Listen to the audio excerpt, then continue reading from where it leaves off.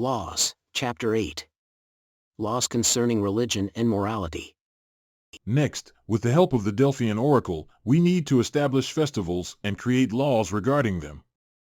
We must determine which sacrifices will benefit the city and to which gods they should be offered. The timing and frequency of these sacrifices can be partially regulated by us. We can determine the number, yes. Then let us first decide on the number, and let it be 365, one for each day, so that at least one magistrate will offer a daily sacrifice to a god or demigod on behalf of the city, its citizens, and their possessions. The interpreters, priests, priestesses, and prophets, along with the guardians of the law, shall convene and establish the things that the legislator has omitted.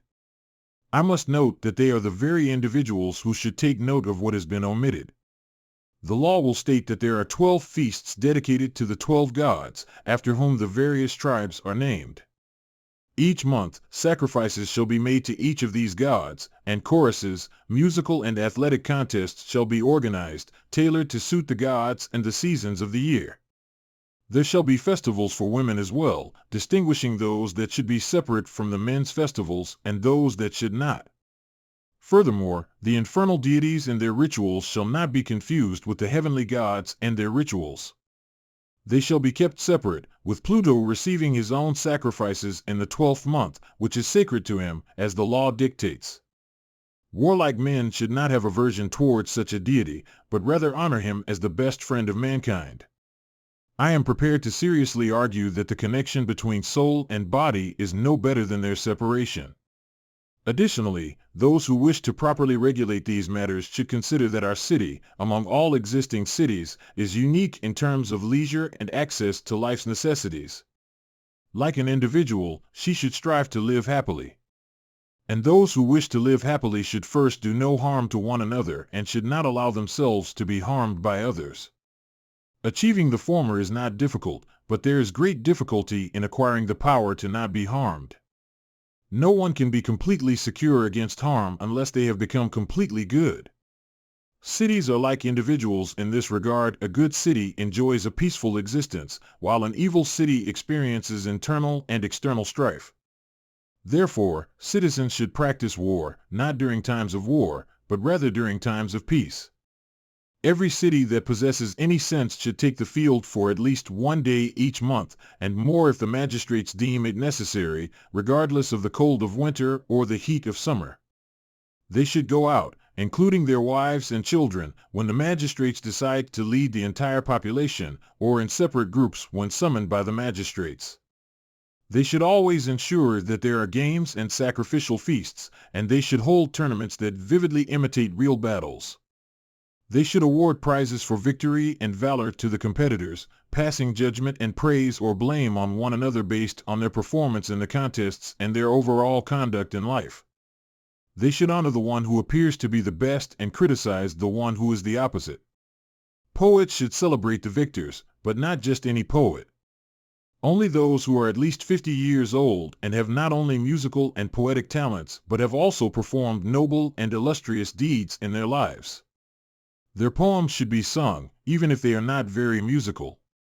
The judgment of these poems should rest with the instructor of youth and the other guardians of the laws, who shall grant them this privilege.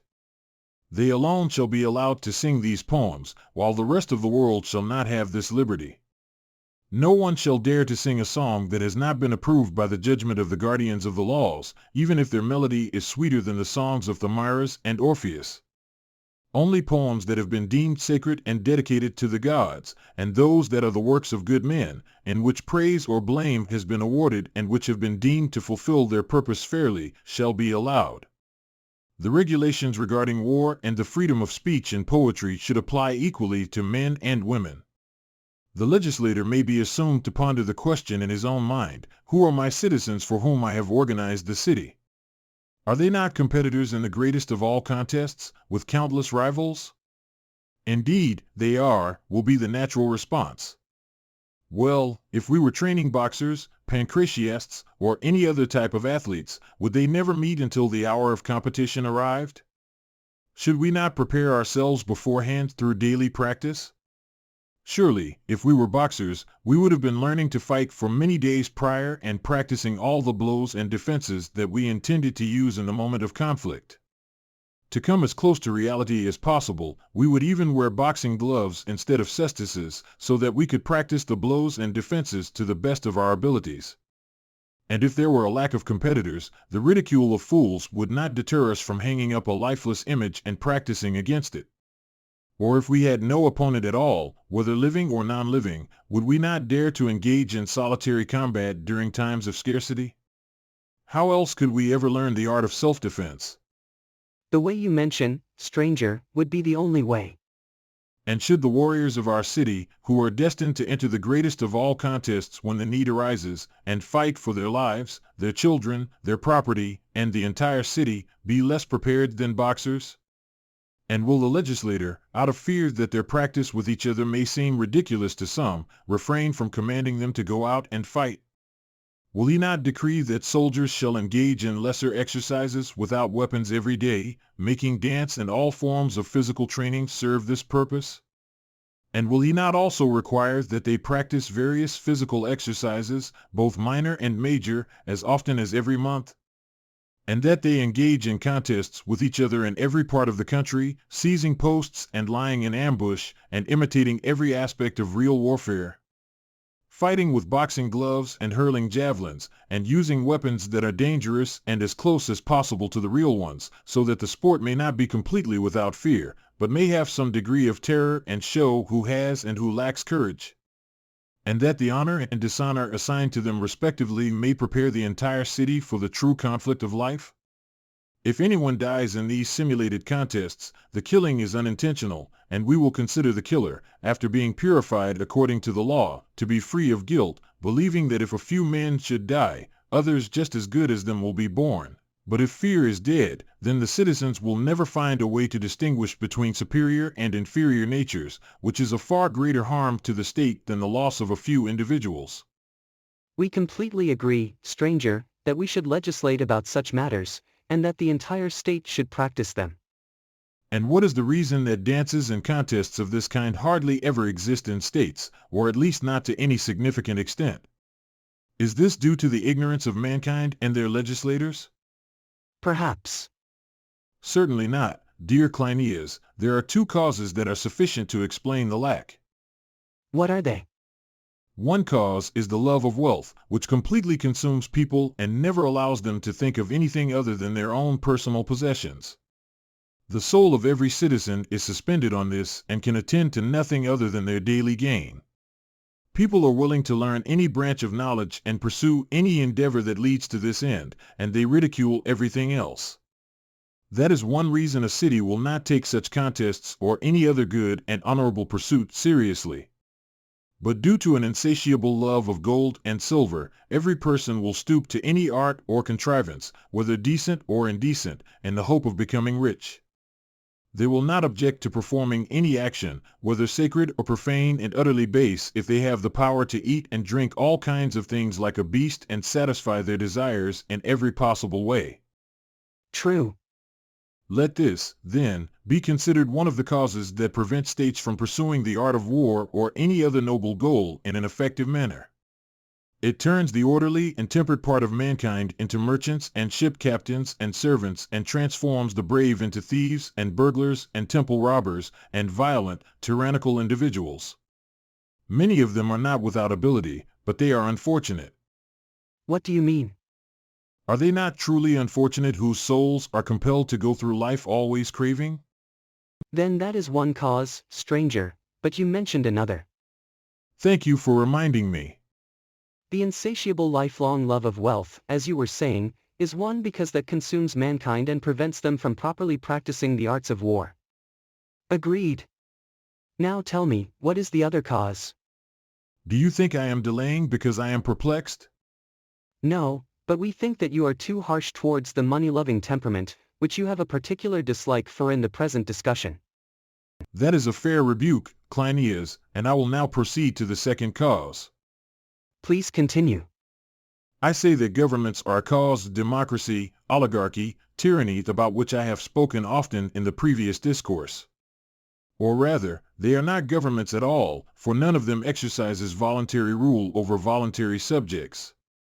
They can truly be called states of discord, in which the government is voluntary, but the subjects always obey against their will and must be coerced. The ruler fears the subject and, if possible, will not allow them to become noble, or rich, or strong, or brave, or warlike in any way. These two are the main causes of all evils, and they notably cause the evils I have been speaking of. But our state has escaped both.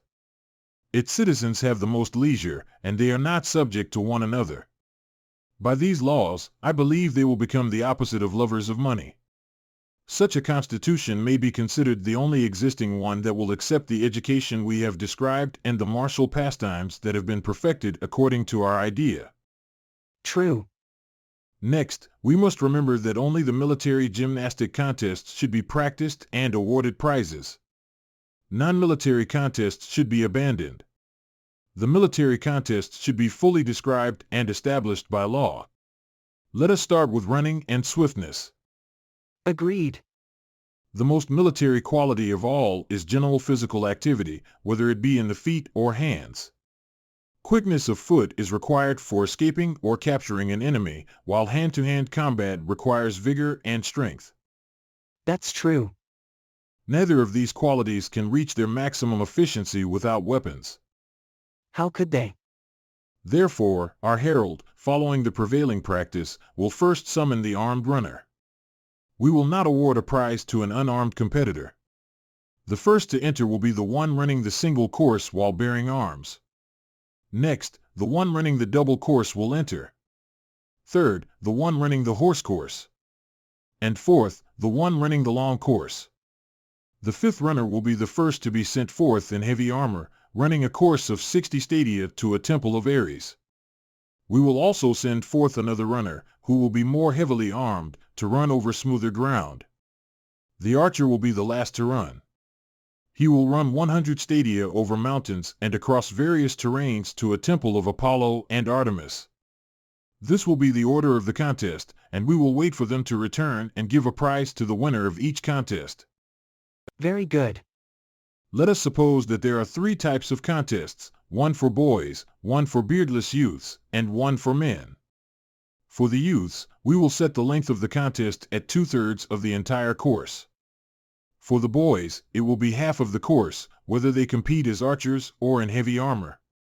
As for the women, let the girls who are not yet grown up compete naked in the stadium, double course, horse course, and long course. They will run on the raceground itself. Girls who are 13 years old and older, until they get married or reach the age of 20, will continue to participate in the contests.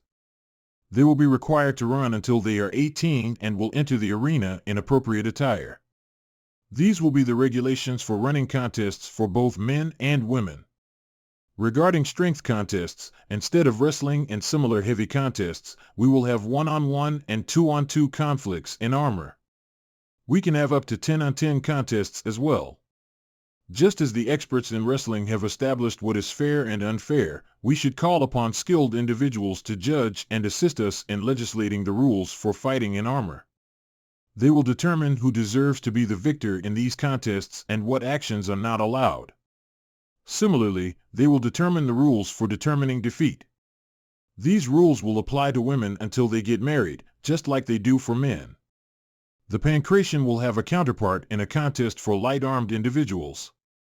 They will compete with bows, light shields, javelins, and in throwing stones with slings and by hand. Laws will be made for this contest, and rewards and prizes will be given to the one who best follows the rules. Next, we need to legislate about horse contests.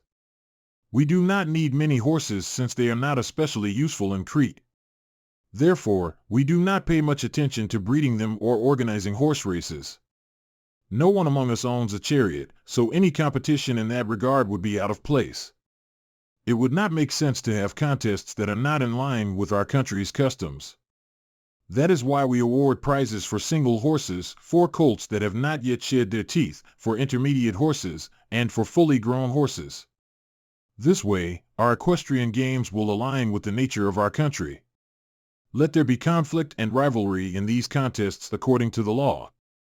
The colonels and generals of the horse will decide together on all the courses and the armed competitors in them. However, we have nothing to say about the unarmed individuals in either gymnastic exercises or these contests. On the other hand, the Cretan bowman or javelin man who fights in armor on horseback is useful. Therefore, we can include a competition of this sort among our amusements. Women should not be forced to compete through laws and regulations. However, if they have acquired the habit through previous training, are strong enough, and want to participate, they should be allowed to do so. This applies to both girls and boys, and there should be no blame on them. So, the competition in gymnastics and the way of learning it have been described. We have also discussed the challenges of the contest and the daily exercises supervised by experts.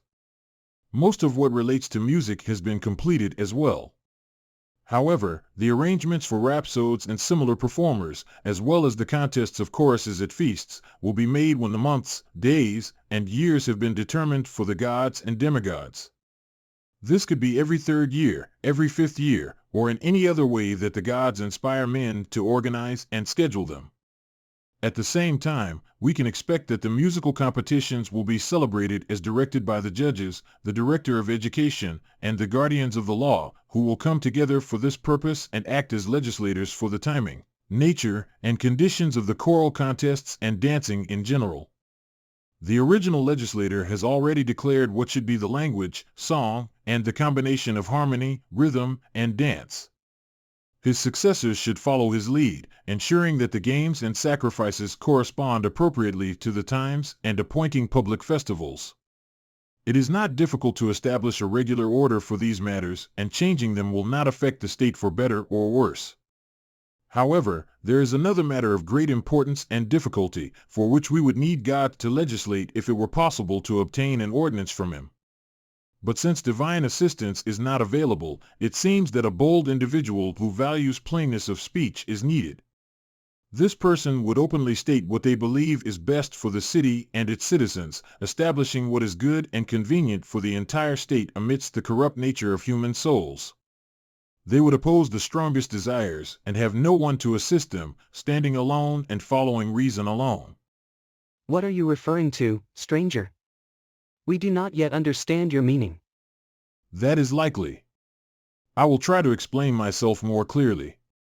When I began discussing education, I observed young men and women engaging in friendly interaction. This made me apprehensive, as I could not help but wonder how one should govern a city in which well-nurtured young people have nothing to do and are not burdened by excessive and servile labor that suppresses their desires. Their only concerns throughout their lives are sacrifices, festivals, and dances. In such a state, how will they abstain from desires that lead many individuals and cities to ruin? Reason, acting as the law, commands them to abstain. The existing ordinances may be able to overcome most of these desires. The prohibition of excessive wealth is a significant step towards temperance, and the entire education of our youth imposes a law of moderation on them.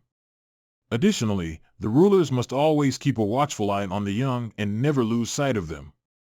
These provisions, to the extent that human means can achieve anything, have a regulating influence on desires in general.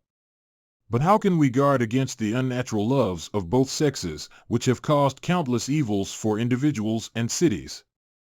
How can we devise a remedy and a way to escape from such great danger? Truly, Cleinias, this is a difficult problem.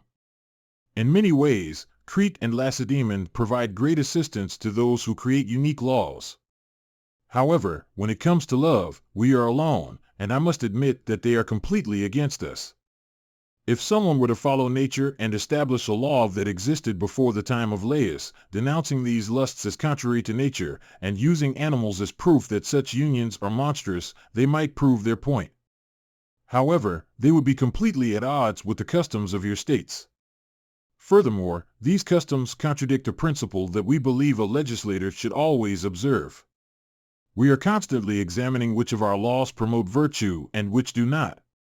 Even if we were to consider these loves as honorable or at least not disgraceful according to the law, to what extent would they contribute to virtue? Would such passions instill courage in the seduced individual or temperance in the seducer? Who would believe this? Or rather, who would not criticize the weakness of someone who succumbs to pleasures and cannot resist them? Would not everyone condemn as effeminate the one who imitates a woman? And who would ever think of establishing such a practice through law? Certainly, no one who has the true image of law in mind. How can we prove that what I am saying is true? To carefully consider these matters, one must understand the nature of friendship, desire, and these so-called loves. There are two kinds of loves that arise from likeness and from contraries, and a third kind is formed by a combination of the two. The similarity in name causes all the difficulty and confusion. What do you mean by that? The love between like-minded individuals is dear, as is the love between equals. The love between someone who has abundance and someone who is in need is also dear. When these friendships become excessive, we call it love. The friendship that arises from opposites is terrible and coarse, often lacking any connection. However, the friendship that arises from likeness is gentle and has a lasting connection. The mixed kind, which combines both types, presents a challenge in determining what the person possessed by this third love desires. They are pulled in different directions and are uncertain between the two principles. One urges them to enjoy the beauty of youth without considering the character of the beloved, like someone craving ripe fruit. The other considers the desire of the body to be secondary, focusing instead on looking at and desiring the soul of the other person in a proper manner. This person respects temperance, courage, magnanimity, and wisdom, and wishes to live chastely with the chaste object of their affection. Now, the type of love that combines the other two is what we have described as the third. So, considering that there are these three types of love, should the law prohibit and forbid all of them from existing among us? Isn't it clear that we should desire to have in our society the love that is virtuous and desires the beloved youth to be the best they can be, and if possible, hinder the other two? What do you say, my friend? I think, stranger, that you are right in what you have just said. I knew that I would obtain your agreement, which I accept, and therefore I do not need to analyze your custom any further. Cleinias can give me his agreement at another time. Enough of this, now let us move on to the laws. Very well. Upon reflection, I see a way to impose the law that is easy in one respect, but extremely difficult in another. What do you mean? We are all aware that most men, despite their unruly nature, are very strictly and precisely restrained from engaging with attractive individuals, and this is not against their will, but entirely with their will. When do you mean? When someone has a fair brother or sister, and the same unwritten law applies to a child, serving as a perfect safeguard so that no open or secret connection ever takes place between them. The thought of such a thing never even enters the minds of most people. That is absolutely true. Doesn't a simple word extinguish all pleasures of that kind? What word? The declaration that they are unholy, hated by God, and most infamous. And isn't the reason for this that no one has ever said the opposite, but everyone has always heard people speaking in the same manner about them, whether in comedy or in the more serious language of tragedy? When a poet introduces on stage a character like Thyestes or Oedipus, or a maker engaging in secret relations with his sister, he portrays them as ready to kill themselves as punishment for their sins when they are discovered. You are right in saying that tradition, if never challenged, has a remarkable power. Am I not also right in saying that a legislator who wants to control any of the passions that control humans can easily know how to subdue them? They will establish the tradition of their evil nature among everyone, slaves and freemen, women and children, throughout the city. That will be the most reliable foundation for the law they can create. Yes, but will they ever succeed in making everyone use the same language about them? A valid objection. But didn't I just say that I had a way to encourage natural love and discourage unnatural love, without intentionally destroying the seeds of human reproduction or sowing them in infertile ground where they will not take root? If a law to this effect could be made perpetual and gain the same authority that already prevents intercourse between parents and children, such a law, extending to other sensual desires and conquering them, would bring about countless blessings. Firstly, moderation is a natural appointment that deters people from all forms of love frenzy and madness, as well as from adultery and excessive indulgence in food and drink, and it makes them good partners to their own spouses. Many other benefits would result if such a law could be enforced. I can imagine a lusty young man standing nearby, who, upon hearing this law, declares in vulgar terms that we are making foolish and impossible laws, and fills the world with his outcry. That is why I said that I know a way to enact and perpetuate such a law that is extremely easy in one respect, but in another, extremely difficult. There is no difficulty in seeing that such a law is possible and how it can be achieved. As I was saying, once the ordinance is established, it will control the soul of every person and terrify them into obedience. But now matters have reached a point where even then, the desired result seems unattainable, just as the continuation of an entire state practicing communal meals is also deemed impossible. And although the latter is partly disproven by the fact that they exist among you, even in your cities, communal meals of women would be seen as unnatural and impossible. I was thinking about the rebelliousness of the human heart when I said that permanently establishing these things is exceedingly difficult. That is absolutely true. Shall I try to find some sort of persuasive argument that will prove to you that such laws are possible and not beyond human nature? By all means. Is a person more likely to abstain from the pleasures of love and obey the rules about them when their body is in good condition or when they are in poor condition and out of shape? They will be far more temperate when they are in shape. Haven't we heard of Iccus of Tarentum, who, in his zeal for his art and because he had a manly and tempered disposition, never had any relations with a woman or a youth during his entire training period for the Olympic and other contests? The same is said of Chryson, Astylus, Diopompus, and many others. Yet, Cleinias, they were far worse educated in their minds than the citizens of your city and mine, and they were far more lustful in their bodies. It is widely acknowledged by ancient athletes that they had the courage to abstain from ordinary pleasures to achieve victory in wrestling, running, and similar sports. Shouldn't our young men be capable of a similar endurance for the sake of a much nobler victory, which is the greatest of all? We can inspire them to believe in this through tales, sayings, and songs. I am referring to the victory over pleasure. If they win this victory, they will live happily. If they are overcome by pleasure, they will live unhappily. Additionally, the fear of impiety may help them overcome what others have already conquered. I agree. Now that we have reached this point in our legislation and encountered a difficulty due to the vices of mankind, I propose that our law should state the following: our citizens should strive to surpass birds and animals in general. These creatures are born in large numbers, yet they remain virgins and unmarried until the appropriate age for procreation. Then, they form loving pairs and live the rest of their lives in holiness and innocence, faithfully abiding by their original commitment. We should tell our citizens that they should be better than animals. However, if they are corrupted by other Greeks and the common practices of barbarians, and if they witness the so-called free love that prevails everywhere, and if they themselves are unable to resist the temptation, the guardians of the law, acting as lawmakers, will create a second law to address this issue. What would this second law entail? Cleinias, it would be the natural consequence of the first law. What is it? Our citizens should not allow pleasures to grow stronger through indulgence. Instead, they should redirect the excess and abundance of pleasures through hard work towards other parts of the body. This can be achieved by not engaging in immodest practices of love.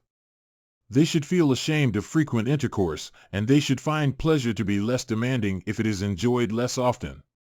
They should not be caught engaging in such activities. Concealing their actions should be honorable and supported by custom and unwritten law. On the other hand, being caught should be considered dishonorable, but complete abstinence should not be required. In this way, a second standard of honorable and dishonorable will be established, creating a second concept of what is right. These three principles will encompass all those corrupt individuals who are considered inferior to themselves, forming a single class. These principles will compel them not to transgress. What are these principles? The principle of piety, the love of honor, and the desire for beauty, not in the body but in the soul. These may be considered idealistic aspirations, but they are the noblest aspirations if they could be realized in all states. With the help of God, we may be able to enforce one of two things regarding love: either no one should touch anyone from the freeborn or noble class except their wedded spouse, and they should not sow illegitimate and unholy seeds among prostitutes or engage in barren and unnatural lusts, or we should completely abolish same-sex relationships. As for women, any man who engages with those who are not duly married to him through sacred rites, whether they are bought or acquired in any other way, and who publicly offends in the eyes of all, should be deprived of civic honors and privileges and be considered, as he truly is, a stranger. Let this law, whether it is one or should be considered two, be established regarding love in general and the sexual relations that arise from desires, whether they are indulged in rightly or wrongly. Stranger, I would gladly accept this law. Cleinias will speak for himself and share his opinion I will. when the opportunity arises. For now, I think it would be best to allow the stranger to continue with his laws. Very well. We have reached the point of establishing communal meals, which would be challenging in most places, but in Crete, no other custom would be considered. There may be a question about the manner of these meals, whether they should be like those in Crete or like those in Sparta, or if there is a third kind that may be better than either of them. The answer to this question could be easily discovered, but the discovery would not be of great benefit since the current arrangement is satisfactory. Let us move on from the communal meals to the means of providing food. In cities, people obtain their means of sustenance in various ways and from different sources, usually from both land and sea. However, our city relies solely on land for its food. This makes the legislator's task less difficult. We will need fewer laws, and these laws will be more suitable for free men. The legislator has no need for laws regarding shipowners, merchants, retailers, innkeepers, tax collectors, mines, moneylending, compound interest, and countless other matters. Leaving these aside, the legislator will focus on laws for farmers, shepherds, beekeepers, and those responsible for their tools and equipment. The legislator has already established laws for more significant matters, such as marriage, procreation, child-rearing, education, and the establishment of offices. Now, the legislator must direct laws towards those who provide food and labor in its preparation. Let us first establish a set of laws specifically for farmers, which we shall call the laws of husbandmen. The first law shall be the law of Zeus, the god of boundaries. No one should alter the boundary line of a fellow citizen who is a neighbor, or of any stranger who shares a border with them. This act is truly to move the immovable, and everyone should be more willing to move a large rock that is not a landmark than the smallest stone that serves as a symbol of friendship or enmity between neighbors. For Zeus, the god of kinship, is the witness of the citizen, and Zeus, the god of strangers, is the witness of the stranger. When these gods are provoked, they can incite terrible wars. Those who obey the law will never experience the fatal consequences of disobedience, but those who disregard the law will be subject to a double penalty, one from the gods and one from the law. No one should intentionally move the boundaries of their neighbor's land. If anyone does so, the landowners should be informed, and they should bring the offender to court. If the offender is found guilty of secretly or forcibly dividing the land, the court should determine the appropriate punishment or compensation.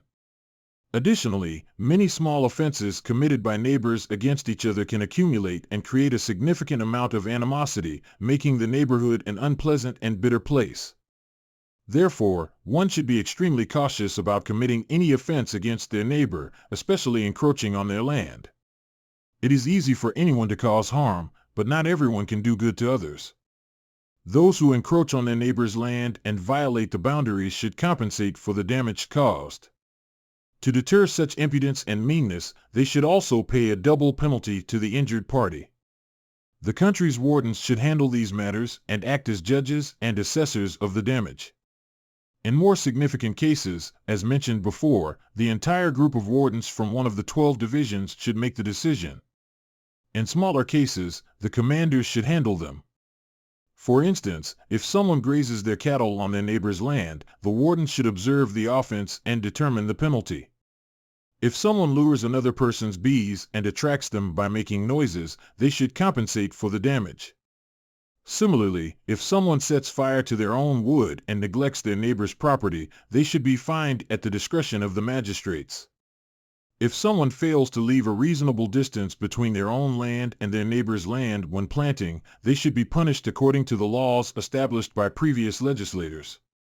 It is not necessary for the great legislator of our state to determine every trivial matter that can be decided by anyone.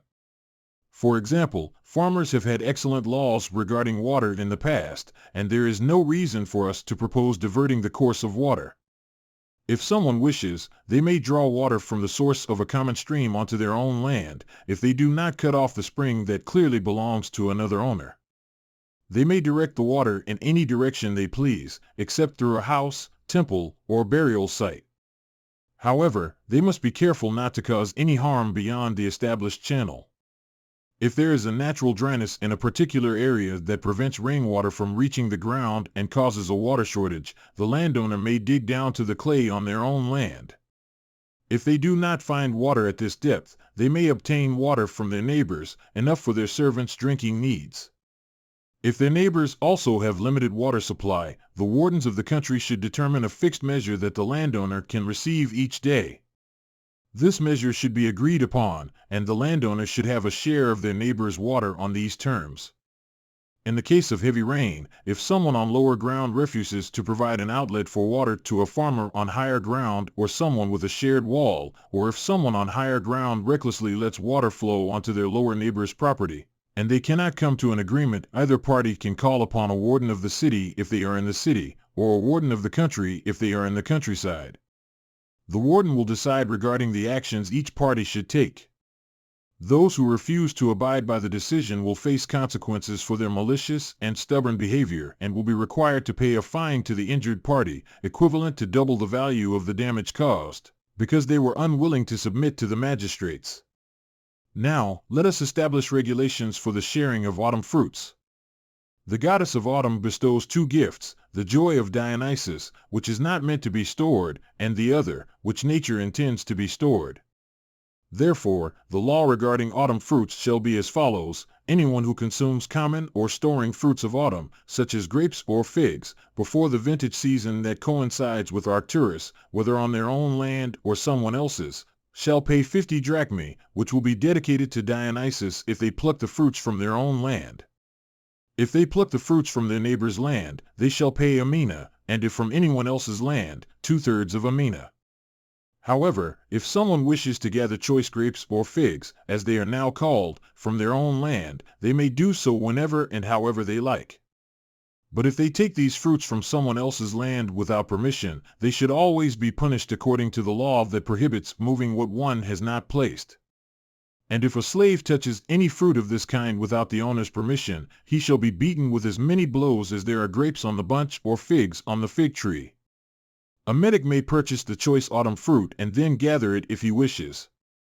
If a stranger is passing by and wants to eat, he may take some of the choice grapes for himself and one follower without payment, as a gesture of hospitality. However, strangers are not allowed to share in the fruit that is not meant for eating. If anyone, whether master or slave, takes them unknowingly, the slave shall be beaten and the freeman dismissed with warnings, instructed to take the other autumn fruits that are not suitable for making raisins, wine, or dried figs. Pears, apples, pomegranates, and similar fruits may be taken secretly without shame. If caught, a person under 30 years of age shall be struck and beaten but not wounded, and no freeman shall have the right to seek compensation for such blows. Strangers may partake of these fruits just as they may partake of the autumn fruits. If an elder, over 30 years of age, eats them on the spot, he may also partake of all such fruits but must not take any away. If, however, he disobeys the law, he risks being judged for his actions before the judges at the time. Water is the most important element for nourishing gardens, but it is easily polluted. You cannot poison the soil, sun, or air, which are the other elements that nourish plants, or divert or steal them. However, all these things can happen to water, so it must be protected by law. The law shall be as follows: if anyone intentionally pollutes another person's water, whether it be from a spring or collected in reservoirs, with poisonous substances, by digging or by theft, the injured party shall bring the case before the city wardens and claim in writing the value of the loss. If the accused is found guilty of polluting the water with harmful substances, they shall not only pay damages but also purify the stream or cistern containing the water according to the laws and instructions of the interpreters for each specific case. Regarding the harvesting of crops, a person may carry their own fruits through any place if they do no harm to anyone or gain 3 times as much as their neighbor loses. The magistrates should be aware of these matters, as well as any other instances where a person intentionally harms another or their property through fraud or force in the use of their own property. A person should bring all these matters before the magistrates and receive compensation if the injury is not more than 3 minae. If the charge involves a larger amount, they should bring their case to the public courts and have the wrongdoer punished. If any of the magistrates appear to impose penalties unjustly, they shall be liable to pay double to the injured party. Anyone may bring the offenses of magistrates before the public courts. There are numerous minor matters concerning punishments, applications for lawsuits, summonses, and the witnesses to summonses. For example, whether 2 witnesses should be required for a summons or how many. These details, although necessary in legislation, are beneath the wisdom of an aged legislator. Let the younger generation regulate these minor matters by law, following the patterns that have come before and based on their own experience of the usefulness and necessity of such laws. Once they are properly regulated, there should be no alteration, and the citizens should abide by them. Now, concerning artisans, the regulations shall be as follows. Firstly, no citizen or servant of a citizen shall be engaged in handicraft arts.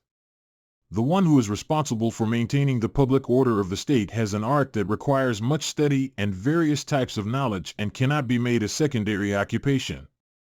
Hardly anyone is capable of pursuing 2 professions or arts correctly or practicing one art themselves while supervising someone else practicing another.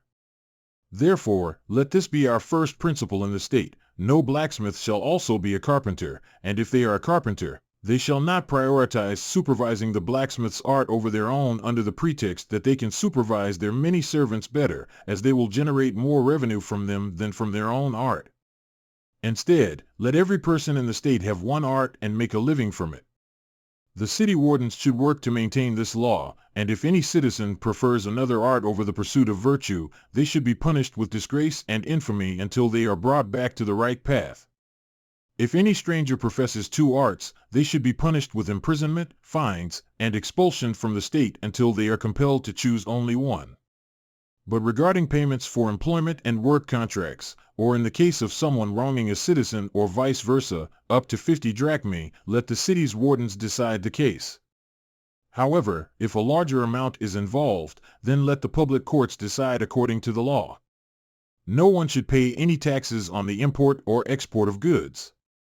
Regarding frankincense and similar perfumes used in religious services, which come from abroad, as well as purple and other dyes that are not produced in the country, or materials for any imported art that are not necessary, no one should import them. Likewise, no one should export anything that is needed in the country. There should be inspectors and supervisors for all these things, chosen from the guardians of the law. They should be the 12 individuals next in line after the 5 seniors.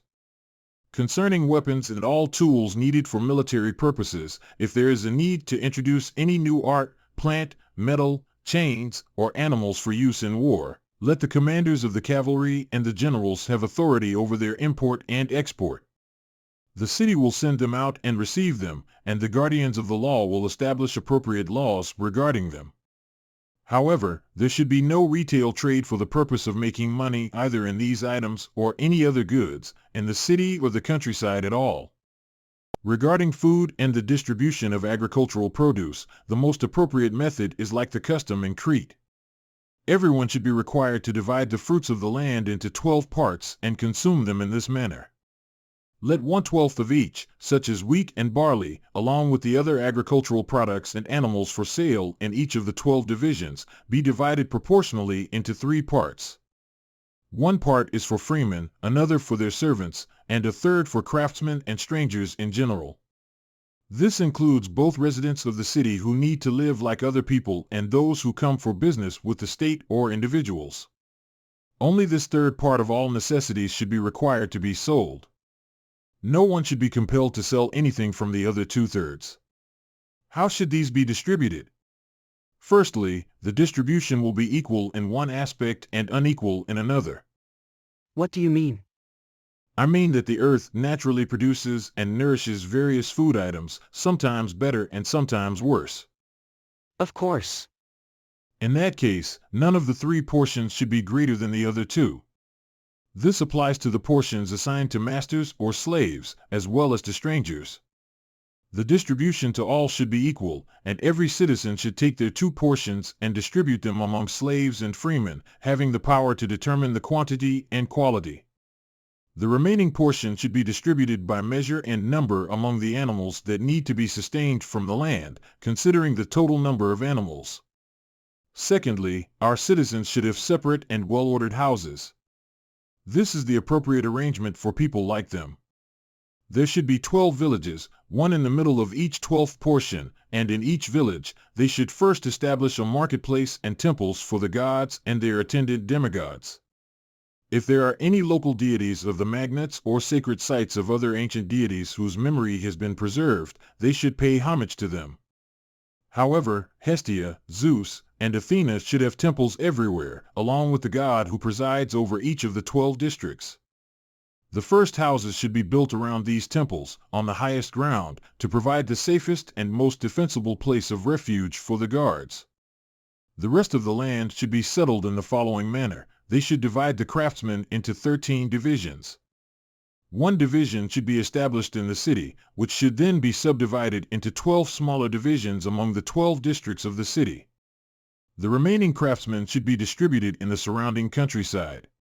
In each village, various classes of craftsmen should be settled, considering the convenience of the farmers. The chief officers of the country's wardens should oversee all these matters and determine how many craftsmen are needed in each place and which class of craftsmen. They should place them where they are least troublesome and most useful to the farmers. The wardens of the city should oversee similar matters in the city. The wardens of the agora should attend to the details of the agora.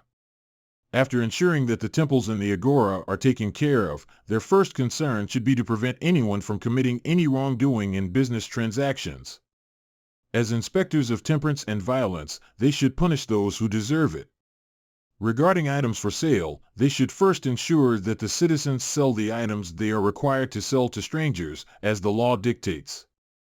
The law should be as follows: on the first day of the month, whoever is in charge, whether strangers or slaves, and responsible on behalf of the citizens, should provide the strangers with their portion.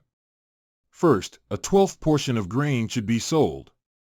The strangers should purchase enough grain for the entire month, as well as other cereals, on the first market day.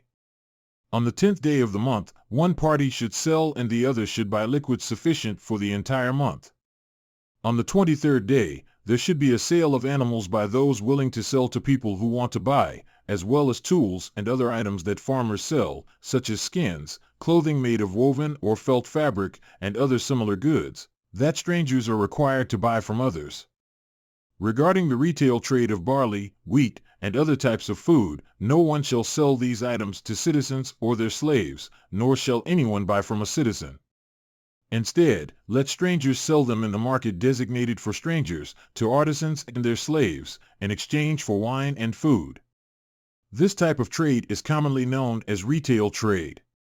Butchers, on the other hand, may sell portions of dismembered animals to strangers, artisans, and their servants.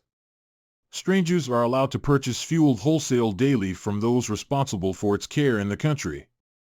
They can then sell as much as they want, whenever they want, to other strangers. Other goods and tools that are likely to be needed should be sold in the general market. The location of this market will be determined by the guardians of the law and the market and city wardens, based on their judgment. At these designated places, goods will be exchanged for money and vice versa, without either party extending credit to the other.